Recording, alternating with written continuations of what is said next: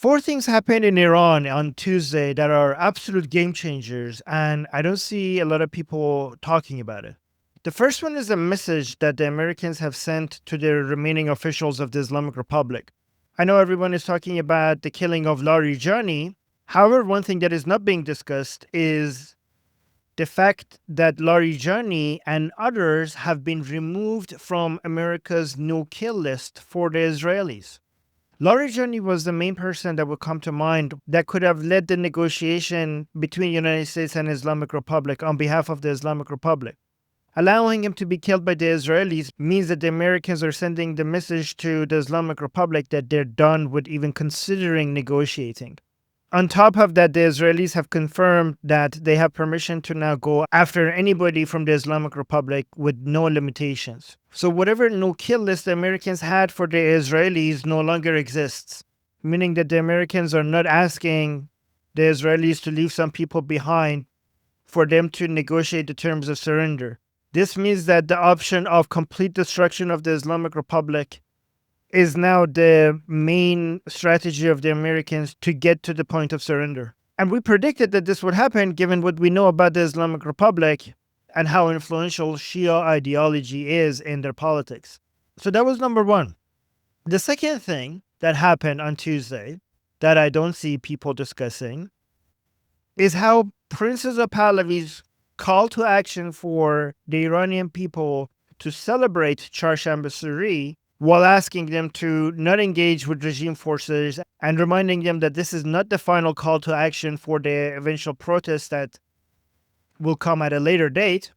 That call to action for the Iranian people to come out and celebrate Charshamba Suri in their own neighborhood had multiple purposes.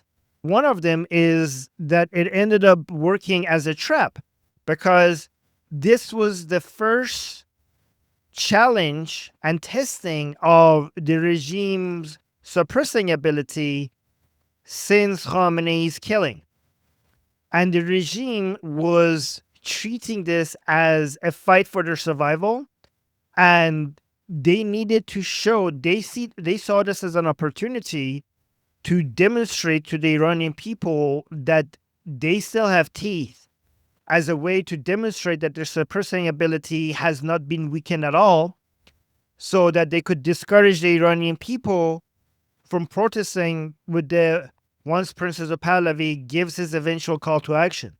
So given how they saw this as a matter of life or death, the fight for their survival, they needed to prepare for it. They needed to communicate, they needed to strategize.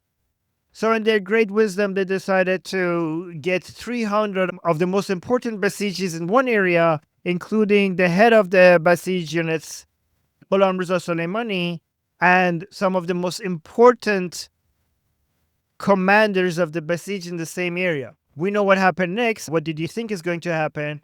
Princess Pahlavi's call to action caused them to have that gathering, which brought them out for the Israelis to take out. Everybody is discussing what happened, but it's interesting to me how Princess Pahlavi's call to action working as a trap is not being discussed as much. The third thing that happened on Tuesday is that the call to action by Princess Pahlavi was also a way for the Israelis and Americans and Princess Pahlavi's team and the Iranian people to see where we are at when it comes to the suppressing ability of the Islamic Republic and the Iranian people's abilities to follow through and do Princess Pahlavi's call to actions. There's a lot of information that was gathered from all of this. This is all very strategic because the Islamic Republic was waiting for Princess Pahlavi to give the final call to action for the protest that eventually is meant to bring down the regime. But instead of going for that, they're poking the regime to see where we are at and what it's capable of and what the Iranian people are capable of. There's so much information that is being gathered while these smaller call to actions are taking place before that eventual final call to action. And this is very valuable information. But two other things that it's doing beyond just gathering information is that it's practice for the Iranian people. So we're going to have a couple of test runs before we eventually do the final call to actions. It's going to get them more prepared for that. The idea of poking at the Islamic Republic to see where they are at when it comes to their suppressing ability is also exhausting the Islamic Republic, because this is not what they were preparing for. Their motivation is very low right now. They're very demoralized. They're seeing their commanders being taken out left and right. They put all of their motivational speeches and propaganda and narrative to get their own supporters to come into the streets. But instead of being faced with the major call to action, they're being faced with these smaller call to actions, which is taking a lot of their energy. When eventually that final call to action comes, all of these motivational speeches, oh, this is it, come out and defend Islam and defend the Islamic Republic, all of that is going to be less influential because they've been hearing it multiple times before that eventual call to action comes out. Imagine if you've been told by the Islamic Republic for the 7th, for the 8th time, oh, this is it, come out and defend Islam, defend the Islamic Republic. The first one, you're going to be like, oh my God, I need to do this to defend Islam. The second time, the third time. Eventually, if Princess of Pahlavi keeps poking at them and they keep doing this, it's not going to have the same effect. They're asking civilians, they're asking the minority civilians that support the Islamic Republic to come and become human shields and protect the regime, because their own suppressing ability has been reduced to a minimum. This is why the Islamic Republic really needs to do its propaganda to use its supporters as the shield, because they themselves are incapable of standing up against the people. This is why these call to actions are so genius, because it reduces the Islamic Republic's ability to get people in the streets if we're going through these smaller call to actions before the major one. This relates to something that I'm going to mention to you at the end, which is the next call to action by Princess of Pahlavi for Thursday. But the fourth thing that happened on Tuesday, which is the most important one, and I don't see that many people talking about it, is that we finally got the answer. The answer to what question? The answer to the question of how are Iranian people supposed to face the regime forces when they armed and the Iranian people are not armed. On Tuesday, we got the answer. So many people around the world keep telling us that we need to arm the Iranian people. And I've already talked a lot about why at this point this is not the answer. I'm not going to go through it here. But if the Iranian people are unarmed and the regime forces are armed, even if they have high numbers and regime forces are little in number, at the end of the day, when you have machine guns, you can shoot into crowds of people. We saw in early January the cost associated with that. So what do we do? What is the answer? This is exactly what we were hoping for. We mentioned that during these military operations, even before we began, we knew it would happen, and it did happen, but we also knew the order in which it would happen. The obvious part at the beginning that everybody would have predicted is that they would go for the air defense and the rocket launchers. We mentioned that this time they're going to go for the Navy in the Persian Gulf as well, which they did. But then we also mentioned, before any of this happened, before the military operations even started, that this time they're going to take out the Basijis and the IRGC and the Kalantari bases. The two next steps were something that we were hoping for, and eventually it happened. Here are the two other steps that happened after the bombing of the bases of the suppressing forces of the regime. We saw drones, Israeli drones, getting involved and taking out the checkpoints and the regime's forces in the streets. Beyond just hitting their bases, even when they're outside of their bases, they were being hunted down by drones. But then the final step that we were wondering if this would happen, it happened on Tuesday. So let me paint the picture. When they started bombing the regime's bases of operation, it was clear that, okay, they are going to help the Iranian people by reducing the suppressing ability of the Islamic Republic. But then when they started hitting them in the streets outside of their bases, then the realization was, oh, they're going so much further than so many people assumed they would go to reduce their ability to suppress the protests by the Iranian people.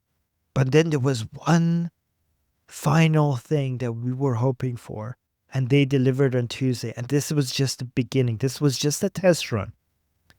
We were wondering if the drones would be present to defend the Iranian people while they're protesting. And on Tuesday, On the Charshamba Suri celebrations by the Iranian people, we finally got confirmation that the drones were present and attacking the regime forces that showed up to attack the Iranian people.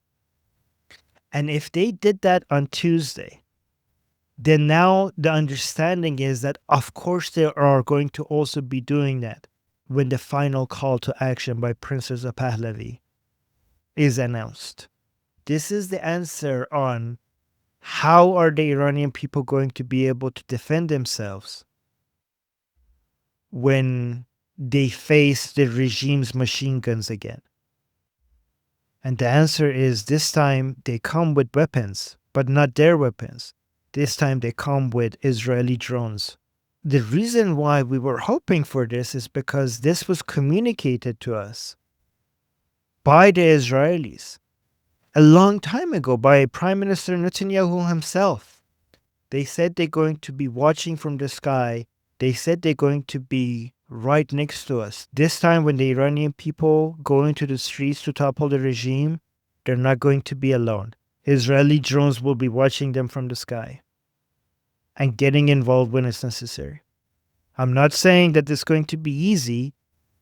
I'm not saying that we are not going to have casualties. But if this is how it's going to be when that day arrives, the Iranian people will finally have weapons on their side. I can't imagine the Israelis doing this on the smaller call to action by Princess of Pahlavi and not doing it for the more major one. I've seen what these drones are capable of, and that's going to give the Iranian people a huge advantage. And this is also practice and test runs for the Israelis as well before that day arrives, because this has never been done before. Before I talk about the call to action by Princess of Pahlavi for Thursday, I also want everybody here to appreciate that the delay was justified. There are so many media outlets out there that keep saying the Iranian people did not come out. Why didn't the Iranian people not come out? It's so interesting how so many media outlets are talking about that as if it's a failure.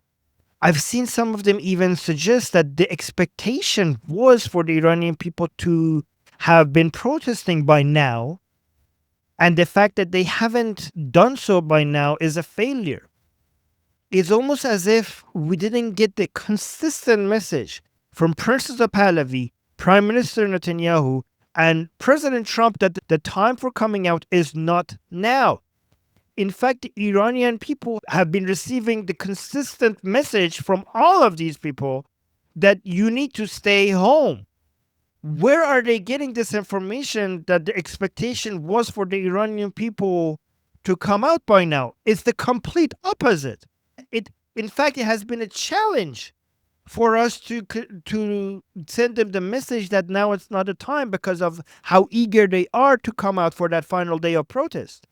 But going back to the utility of the delay and how strategic all of this has been, we just saw the most important commanders of the suppressing forces of the Islamic Republic being taken out in seconds all at once.